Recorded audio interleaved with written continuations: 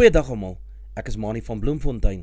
Dit is vandag donderdag, die 3de April 2025. Ons doen die nuus in kollig en verskeie koerante word weer eens net kortliks weergegee. En ons hoofopskrif vir vandag sê, Zimbabwe se man gevang vir 6 moorde en nog 6 van poging tot moord. Nuushoofdtrekke vir vandag lyk so: Louis Liebenberg eet blykbaar min in die tronk. Zimbabwe se man gevang oor moorde en pogings op ander. Kleuterzone, eienaar dobbel baie miljoene uit. Vliegtuigval in KZN. DA besluit oor RNE. 10 gevang in Bloemfontein wat koperkabels steel. Mense in kerk beroof van geld en selfone. 26-jarige Zimbabwese man word verbind met die moord wat op 6 patrolleerders gepleeg is en poging tot moord op 'n verdere 6 mense. Die beskuldigde het Dinsdagoggend in die Pretoria se Landdroshof verskyn op bogenoemde aanklagte asook klagtes van roof met verswaarde omstandighede. Volgens inligting het 5 mans die patrolleerders op 22 Maart in Soshanguve genader. Die verdagtes het een van die mense wat patrolle in die buurt gedoen het, Samir, doodgeskiet. Daarna die verdagtes die ander patrolleerders geslaan met stokke en asof dit nie genoeg was nie, het hulle die mense aan die brand gesteek wat tot hulle dood gelei het. 2 van die mense het later aan hulle beserings in die plaaslike hospitaal gesterf. 4 van die patrolleerders is daar in die straat dood aan hulle wonde. Hierdie Zimbabwese man is donderdag deur voortgesette speurwerk opgespoor. Hy het nog nie verborgtog aansoek gedoen nie, maar sal vereens veilig agter die tralies moet deurbring. Ook word hulle verhoor vir die onwettige besit van wapens en ammunisie. Dit is nogtans onseker of die mans onwettig in Suid-Afrika was. Die binnelandse sake sal dit moontlik kan bevestig oor hierdie aangeleentheid. In hulle ondersoek sal dan vasgestel word of die beskuldigdes deur die grense gekom het, al dan nie. Hy word soos 'n veroordeelde misdadiger in die C-Max afdeling van die Gossie Mampuru 2 gevangenis in Pretoria behandel, so beweer Louis Liebenberg, wat 60 jaar oud is, sy regspan en ondersteuners. Liebenberg sou 'n borgtog aansoek gedoen het, maar is op die versoek van regspan tot Julie uitgestel wanneer sy vrou Daisy, wat 50 jaar oud is en nog 7 mede-beskuldigdes, saam met hom gaan verskyn. Hulle was na bewering betrokke by Forever Diamonds and Gold, wat glo bedrieglike diamantskema is, wat 44.000 beleggers gelok het. Die beskuldigdes staan lydens die voorlopige klagstaat tereg op 59 aanklagte van bedrog, diefstal, geldwasery en rampokkery. Volgens Liebenberg is die kos maar min in die gevangenis. Volgens Koos Kriek, 'n ondersteuner, het hulle Liebenberg by die laaste verskyning vlugtig gesien en net vlugtig saam met sy regspan in die gevangenis gaan besoek. Ek wou vir hom 2 pakkies vrugte kry. Toe is daar aan ons gesê, in C-Max gevangenis kan jy nie vrugte kry nie. Volgens Kriek moet 'n mens die C-Max hamper daar koop wat R200 kos. Liebenberg sou gister vir 'n tweede keer om borgtog aansoek gedoen het, maar sy regspan onder leiding van advokaat Jaco Du Plessis en Hiels het uitstel aangevra. Die staatsaanklaer sê die staat is gereed om met die borgtog aansoek voort te gaan. Die ondersoekbeampte was by die hof gewees en was gereed om te getuig. Landros Len Miller het gesê, op die volgende hofdatum moet 'n definitiewe besluit geneem word oor of die verdediging met die borgtog aansoeke wil voortgaan of dit laat vaar, want die aansoek is nou vir die 3de keer uitgestel, het hy gesê. Dobbeluitgawes van byna R10 miljoen is sedert verlede Junie uit die bankrekeninge van Kleuterzone Operations oorbetaal aan die dobbelgroep Peermint se Winner Circle app. Rikus Hartman, die liquidateur van Kleuterzone Operations, voer in die aansoek aan Anthony Bogas, wat in sy hoedanigheid as alleen direkteur van Kleuterzone Operations betrokke by die roekelose handel, wanbestuur en die vermorsing van die maatskappy se geld. Lydens se Absa bankstaat van Julie 2024 is net tussen 19 en 22 Julie altesaam 31 oorbetalings ter waarde van R3.51 miljoen gemaak aan Winner Circle.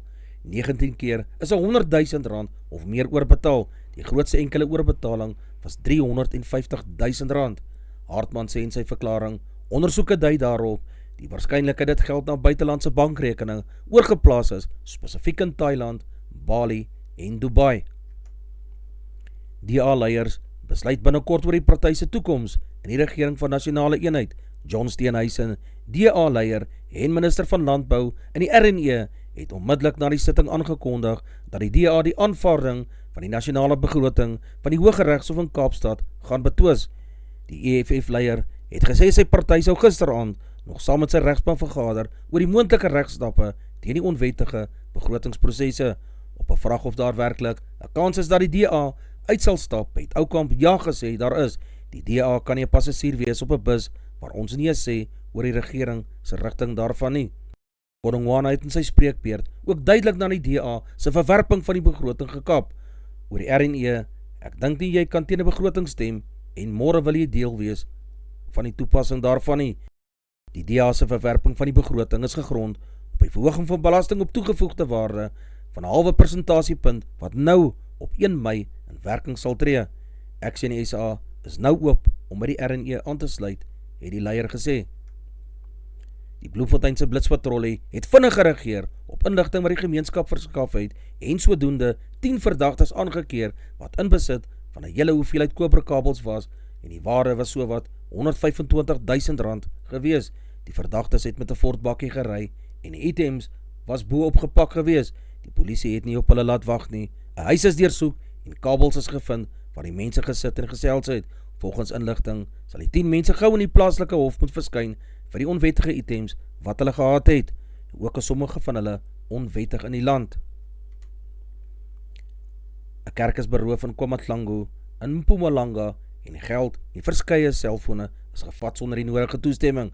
Die tyd was in die vroeë oggendure, ongeveer 02:30, toe die gemeente besig was met 'n diens. Die dankoffers is ook uit die kollekteborde gevat. Die mense wat die kerke besoek, moet altyd te alle tye waaksaam wees en enige iets wat nie reg lyk aan die sekuriteit rapporteer, het die polisie gesê. So wat 2 jaar gelede het 'n soortgelyke voorval ook daar plaasgevind. Volgens Ian Cameron, komiteevoorsitter, het die sistematiese mislukking vir kriminele infrastruktuur, interne wanfunksie en strategiese verwaarlosing deur die leierskorps op provinsiale sowel as nasionale vlak op onlangse toesigbesoeke deur die parlementêre portefeuljekomitee oor polisie duidelik geword. Die teenbende eenheid funksioneer sonder 'n formele personeelstruktuur en dit maak strategiese beplanning onmoontlik. Die komitee is ook bekommerd oor die stand van die ou Forrie basis waar 230 lede 3 gebreekte toilette moet deel. Dis baie vuil en daar is ook geen skoonmaakpersoneel nie. Die krag is boonop weens kabeldiefstal gereeld af, het hy gesê. Daar is boonop slegs 1 finansiële klerk, 2 menslike hulpbronbestuurslede en 1 vlootbestuurder vir 210 lede van die teenbende eenheid. Die 1011 noodlyn is verder onderbeman en net 133 uit die 141 poste is gevul. Operateurs het geen loopbaanvordering of toegang tot opleiding nie. Dis die eerste linie van ons noodreaksie, tog word ons personeel so moreel ondermyn en hulle werksuitvoering is in die gedrang, het Ian Cameron gesê. Die Wes-Kaapse Departement vir Gesondheid gaan Dr. Keith Kloete nog vir 5 jaar aan die stuur hê na sy kontrak hernie is. Kloete is in 2020 as die departement se hoof aangestel en het onder meer die departement deur die COVID-19 pandemie gelei. Dr. Kloete se leierskap en ervaring beteken dat die departement in bekwame hande gebly het. Kloete is verlede jaar ook op die 8ste globale simposium oor gesondheidsstelsel-navorsing in Japan vereer vir sy leierskap van die departement, vernuwing en deursigtige en beleidsgedrewe leierskap gedurende die pandemie. Saam sal ons voortgaan om 'n gesonde samelewing te bereik waar almal die geleentheid het om goed te begin, te leef en oud te word, het hy gesê. Ellen Winde, premier se Kloete se kundigheid, toewyding en ervaring het die provinsiale regering goed gedien en sy leierskap gedurende die pandemie was van onskatbare wees, het Winde gesê. Lydensdata van Ember, 'n wêreldwye dingskram wat groenkragbeleid bevorder het Suid-Afrika in Januarie 11,3% van sy krag uit die son opgewek, 4,9% uit wind, 0,1% uit water en nog 0,1% uit ander hernieuwbare bronne soos biobrandstowwe. Die totaal vir groenkrag is dus so wat 16,6%, kernkrag verteenwoordig die laaste 6,6%. Die syfers toon aan dat sonkrag binne 6 jaar meer as 5voudig toegeneem het en windkrag het byna verdubbel. 2021, 2022 en 2023 was almal rekordjare vir beerdkrag, met 2023 'n besondere donker jaar waarna beerdkrag op 332 dae was, dis altesaame net 33 dae sonder beerdkrag. Nog 'n faktor is dat heelwat groot groenkragprojekte wat deel is van die regering se botrond is vir groenkrag die laaste jare uit die konstruksiefase gekom het en begin krag lewer het. Die Suid-Afrikaanse Mediese Vereniging, SAMV, wat byna 12.000 dokters verteenwoordig, het Dinsdag sy hofaansoek teen die Wet op Nasionale Gesondheidsversekering gebring. Ten spyte van die oorwoë besware is die wetsontwerp in die parlement wel aanvaar. Die SAMV het self daarna deel gevorm van 'n groter groepering mediese praktyns wat 'n versoekskrif van president Cyril Ramaphosa gestuur het om te vra dat hy die wetsontwerp terugstuur na die parlement toe. Die poging was onsuksesvol en Ramaphosa die wet byna 'n jaar gelede onderteken. Ons regsgeding gaan daaroor om pasiënte te beskerm en te verseker dat dokters kan voortgaan om sorg te verskaf en om die staat te keer om 'n gevaarlike gebrekkige stelsel op te rig wat meer skade as goed sal doen. Die Varsity College is bo aan die puntelys van die skuldreeks, die tweede liga van die studentereeks, geëindig. Dit het daartoe bygedra dat 'n outomaties promosie tot die 2026 Varsity bekerreeks gekry het. Wat die Varsity College se Durban Noord kampus se prestasie soveel besonder maak, is dat hy verlede jaar vir die eerste keer in die skuldreeks gespeel het. Die ouens wat in hierdie reeks gespeel het, is ouens wat nooit 'n kans in rugby gekry het nie. Hulle het hierdie geleentheid behoorlik aangegryp by die afrigter Jeremy McLaren gesê. Ons moet mekaar nog van tyd tot tyd daarin herinner dat ons wel die promosie gekry het. Wits is na die skuldreeks vir 2026 gerelegeer omdat hy laaste op die puntelys van die Varsity beker geëindig het. Die Universiteit van Johannesburg, wat voorlaaste op die Varsity beker se puntelys klaargemaak het, en die Madibas sal op 5 Mei in 'n promosie-relegasie wedstryd gaan kragte meet. Diegene wat later vanjaar die Springbokke se wedstryde teen Italië en onderskeidelik Pretoria in Klipberg gaan bywoon, sal ook die vroue boksspan in aksie sien. Die nasionale vrouespan sal op 5 Julie teen die Kanadese op Loftusversveld in die Jacaranda te staan kom. 'n week later sal die twee spanne ook aan Nelson Mandela Bay Stadion die kragte meet. Vir die bokvrouespan is die twee wedstryde deel van die voorbereiding van die Wêreldbeker toernooi wat in Augustus en September in Engeland sal plaasvind. Kanada se vroue rugbyspan bekleed tans die tweede plek op die wêreldrugby se ranglys met Suid-Afrika wat in die 12de plek is. In 2022 het die vroue teen Spanje in 'n voorwedstryd op Ellis Park in Johannesburg gespeel en verlede jaar het hulle in die DHL stadion teen die Barbarians gespeel. Die Cavaliers en die Poublouers is Saterdag in Kimberley laas in 'n kragmeting in die SA bekerreeks. Nadat die Bolanders die reeks op 'n hoogtepunt begin het, die Vrystaatse Cheetahs met 45 teenoor 29 gewen het, het hulle teen die Griffins met 35 teenoor 38 en die Valke met 26 teen 43 verloor. Die nederlaag teen die Griffins en die Valke beteken dat die Cavaliers moet alle waarskynlikheid met Griquas of die Pumas die twee topspanne afreken om later vanjaar in die Currie-beker reeks te kan speel. Die SA beker reeks, waarvan 10 spanne deelneem, dien vanjaar as kwalifisering vir die Currie-beker reeks. Die 4 spanne wat na die halfeindronde deurding, sal saam met die Bulle, die WP, die Leeu's en die Haie later vanjaar in die Currie-beker kan speel. Die Griquas bekleed met 20 punte die voorste plek op die reeks se puntelys, gevolg deur die Pumas op 20, die Griffins op 16 punte, die Cavaliers op 13 punte, met die Cheetahs op 12 punte. Die Franse vleuel Louis Béharry is as die 6 nasie reeks so speler van die toernooi aangewys nadat hy 8 drieë in 5 toetse gedruk het en sy span na titelsege gehelp bly het. Béharry het die meerderheid van die ondersteuners se stemme gewen op 'n kort lys waar die Engelse agterspeler Tommy Freeman, Skotse heel agter Blair Kinghorn en verlede jaar se speler van die toernooi, die Italiaanse senter Tommaso Monticelli ingesluit het. Red Bull het Liam Lawson verlede week afgeskuif na die Nieu-Zeelander se rampspoedige begin in sy debuutseisoen, waarin die eerste 2 Grand Prix punteloos geëindig het. Christian Horner, spanbaas van Red Bull, het volgens Tsunoda aan hom gesê om so naby as moontlik aan Verstappen te kom. Tsunoda sê hy sal tevrede wees as hy in sy buiging vir Red Bull in die top 10 kan eindig en selfs punte kan aanteken. Verstappen is tweede op die punteleer, maar Horner moet sy genadeloose stap om Lawson met Tsunoda te vervang gebruik om Red Bull se veldtog vir die verjaardagstitel te herleef in die voorsprong wat McLaren opgebou het. Oscar Piastri van Australië het saam met Lando Norris sy McLaren spanmaat onderskeidelik eerste en tweede in Shanghai geëindig. Norris is 12 punte voor Verstappen met George Russell van Mercedes derde op 35, gevolg deur Piastri op 34 punte. Die Blitsbokke kom Saterdag teen Brittanje om 07:26 en die Argentyne om 10:44 in die groepwedstryde in die Singapore toernooi te staan. Die Singapore toernooi is die 6de, die voorlaaste toernooi in die huidige seisoen van die Sevens reeks. Die Argentyne is die laaste paar jaar een van die suksesvolste spanne in die Sevens reeks. Die verlede seisoen het die Suid-Amerikaners 3 van die 8 toernooie gewen en as liga-wenners bekroon. Die liga-wenner word bepaal deur die span wat na afloop van die voorlaaste toernooi van die seisoen bo aan die puntelys is. Hulle bekleed met 88 punte die voorste plek op die ranglys en is in 'n goeie posisie om na afloop van die Singapore toernooi weer die liga-wenner te wees. Fiji is met 76 punte tweede op die puntelys, gevolg deur Spanje op 74 punte. Suid-Afrika het 66 punte en Frankryk 64 punte. Die Suid-Afrikaner Dean Burmeister slaan môre op die Trump National Doral Golfbaan in Miami af, waar hy 'n jaar gelede die grootste wencheck van sy loopbaan ontvang het.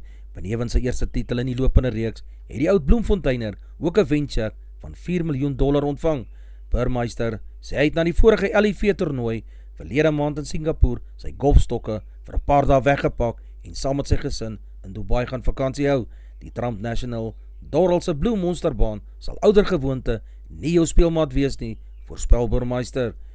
Dit word vir 'n rede die Blou Monster genoem. Dit is 'n lang uitleg en die wind en water kan dit 'n omgekrapte gedierte maak. Hoewel Burmeister 5de op die individuele puntelys na LIV Golf sy eerste 4 toernooie van 2025 is John Rahm, Jacko Niemann, wat tot dusver van jaar uitstekend op dreef is, en die Engelsman Tyrrell Hatton, die gunstelinge van môre af. Advertensie van Netwerk 24, teken in en kry verskeie tydskrifte en koerante. Advertensie van Bloemkeel for you, jy kan vir Diana of Susan by 082-390-3339 kontak, hulle sal jou voertuig se registrasie namens jou behartig. Advertensie van Grizzly Bear Academy, sou jy belangstel in MMA, Jiu-Jitsu, boks of skobboks, voel vry om Coach Warren in Bloemfontein te skakel by 065-989-1472. Ons weerberig vir die streek vir vandag lyk so: Messina 22-27, Polokwane 17-21, Lephalale 20-26, Bombela 18-21, Mahikeng 18-22, Pretoria 16-21, Johannesburg 19-24, Ermelo 14-20, Richards Bay 21-23, Pietermaritzburg 16-20, Durban 20-22, Port St. John's 19-21, Bethlehem 12-21, Bloemfontein 15-26, Alawal Noord 13-26, Welkom 17-27, Vryburg 18-25, Kimberley 18-27, Appington 21-32, Prieska 19-30, Springbok 21-32, Karasburg 21-33, Keetmanshoop 22-32, Mariental 23-30, Alexanderbaai 17-23, Brandvlei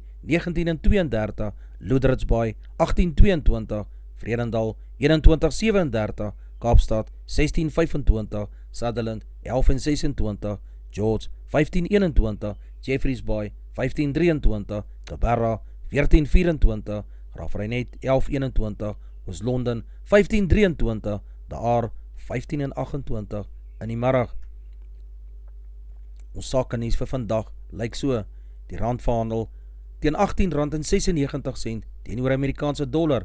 Die Australiese dollar kos R11.88, die euro kos R20.50, die pond kos R24.58, die yen kos 13 sent.